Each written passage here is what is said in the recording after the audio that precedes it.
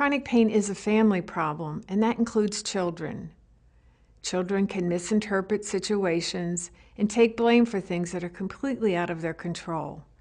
It's important to talk with your children about the limits pain may put on family life.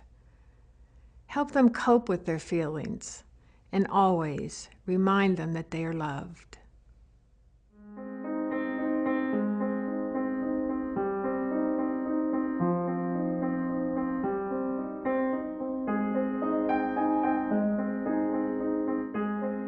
We used to have so much fun. Mom and Dad would take me camping, and Mom and I would ride all the rides at the amusement park together. But that was before. What if you were a child and everything about your life suddenly changed? Now Mom just lies in bed with the TV on all day. You didn't know why, but it seemed you were being punished for something. I can't play baseball anymore. No summer camp either. And your parents started sounding angry and upset. They argue over me. Mom's stuck in bed. Dad says, "Why don't you help out more?" And this place is a mess. Mom just cries. You might try to figure out what went wrong. They stop talking when I come in. They say, "Go to your room and try and keep it down." Noise gives my mom headaches. And decide that what's wrong is you. They're angry with me because I'm too rough and careless and I hurt my mom. Just as a person is more than pain, a family is more than one person's pain. It isn't easy, but it's vitally important to pay attention to the needs of the whole family, especially the children who may not understand everything going on, but see and hear more than adults think they do. It's surprising how many children blame themselves for family troubles. When adults don't include children in serious discussions, the children are left to try to explain this new, painful world to themselves. I was fooling around and I hugged her around the neck and she yelled out really loud. I think that's when it happened. And what they come up with on their own can be deeply damaging to their developing selves. If it wasn't for me, she'd be all right now. Parents can use their pain to control children on occasions to try to manipulate the situation. Oftentimes, parents lose a lot as a result of the chronic pain. They're unable to work. They have lost friendships. They're not able to get out and do the things that they want to with family, friends. So it's a way of keeping children closer to them, closer to home, to help out with some of the home responsibilities. It's unfortunately, on occasion, a way of manipulating the situation. I go home right after school, so I don't have a lot of friends. I do the housework and the laundry for my mom. I try to do everything she'd be doing if it weren't for me. Children can get very frightened with the situation if they don't have all the facts and they don't understand what's going on. They can blame themselves. They can wonder, if I were doing things differently, or if I did things differently, would the situation at home be better? Would my parents not suffer the way they are? It's important for you as an adult, as their parent, to spend time explaining what chronic pain means, letting them know that you still love them just as you did before, that they are not to blame for the pain that you're experiencing. When children become depressed by what's going on within the family situation, when they see a parent that's suffering with pain, they become very overwhelmed. They may become frightened.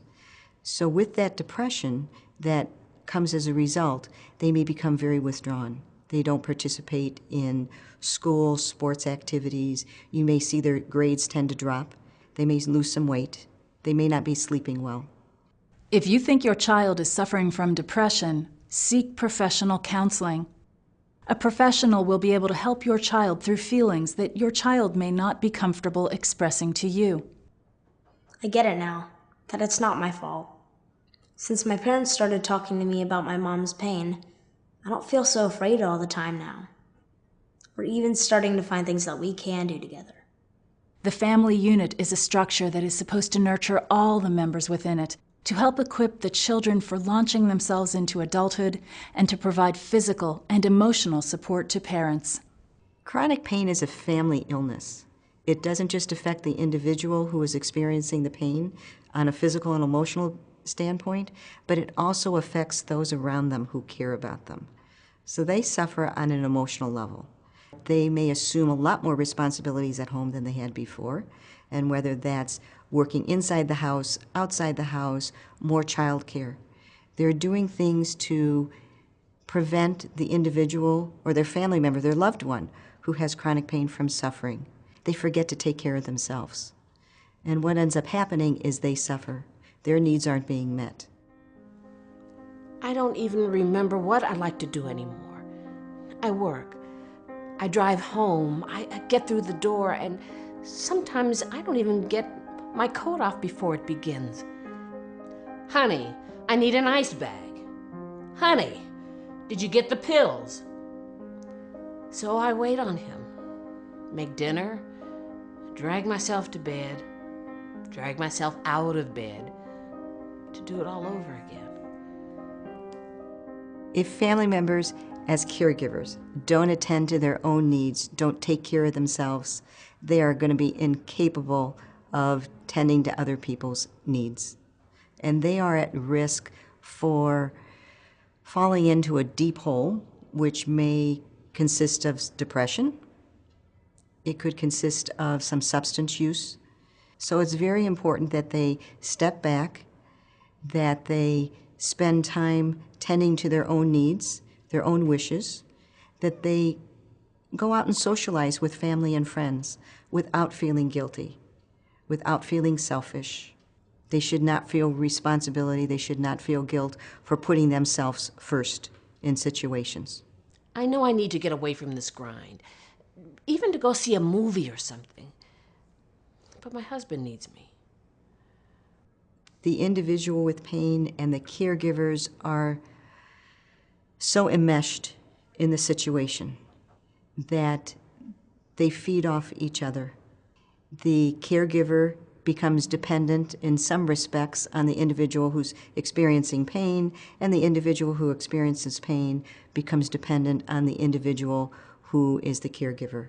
You don't have to be the primary caregiver 100% of the time. You will burn yourself out if you don't reach out, if you don't ask for help. Don't feel guilty.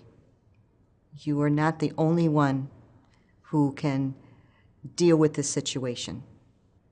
There are only so many hours in the day, and all of mine are spoken for.